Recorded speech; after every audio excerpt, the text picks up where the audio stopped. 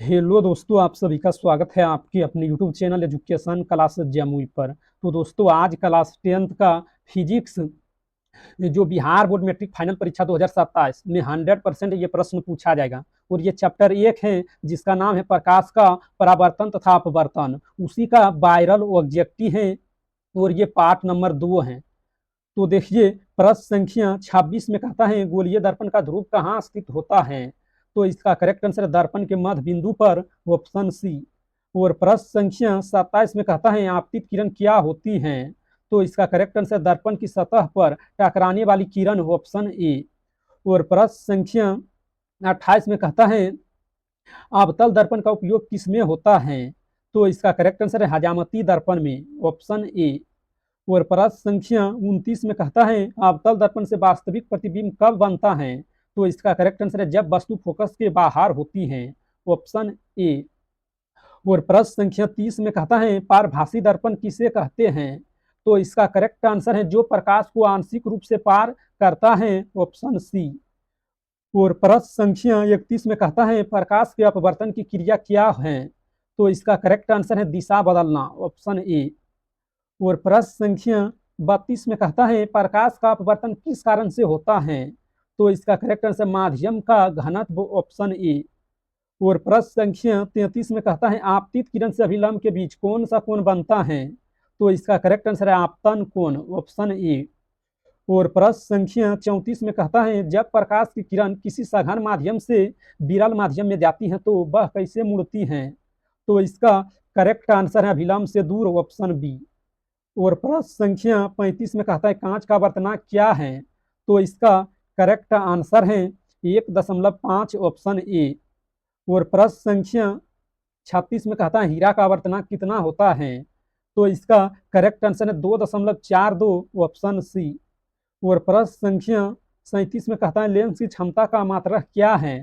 तो इसका correct answer है डाईऑप्टर, ऑप्शन सी। और प्रश्न संख्या 38 में कहता है उत्तल लेंस की फोकस दूरी कैसी होती है। तो इसका करेक्ट आंसर है धनात्मक, ऑप्शन ए। और प्रश्न संख्या 39 में कहता है अवतल लेंस की फोकस दूरी कैसी होती है। तो इसका करेक्ट आंसर है ऋणात्मक, ऑप्शन बी। और प्रश्न संख्या 40 में कहता है लेंस द्वारा उत्पन्न आवर्धन का ऋणात्मक मान क्या दर्शाता है। तो इसका करेक्ट आंसर उल्टा प्रतिबिंब, ऑप्शन बी। और प्रश्न संख्या 41 में कहता है यदि लेंस की फोकस दूरी 50 सेमी है तो उसकी क्षमता कितनी होगी। तो इसका करेक्ट आंसर 2 डाईऑप्टर, ऑप्शन ए। और प्रश्न संख्या 42 में कहता है प्रकाश का कण क्या कहलाता है। तो इसका करेक्ट आंसर है फोटोन, ऑप्शन सी।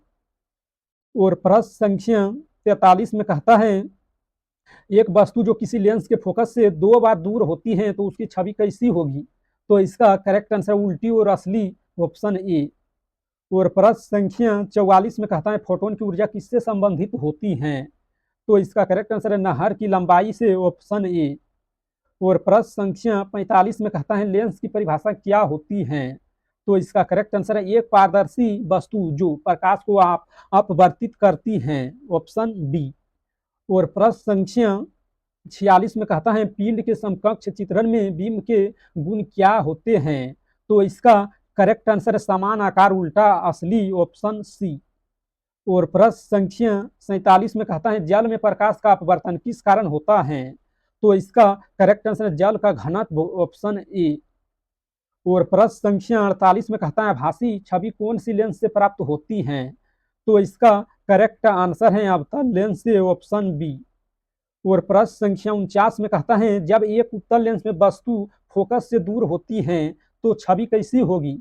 तो इसका करेक्ट आंसर उल्टी और असली, ऑप्शन बी।